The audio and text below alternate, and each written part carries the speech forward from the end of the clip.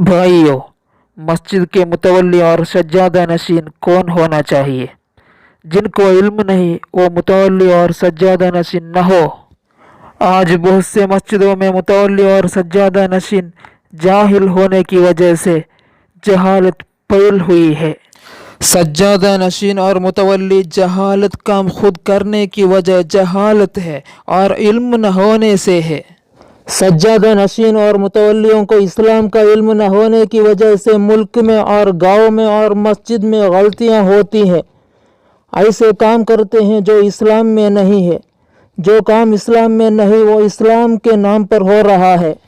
इसलिए सज्जादा नशीन और मुतवल्लियों को चाहिए कि वो उलमाए दीन से पूछें कि वो इस्लाम के बारे में क्या नहीं जानते और उस पर अमल करें।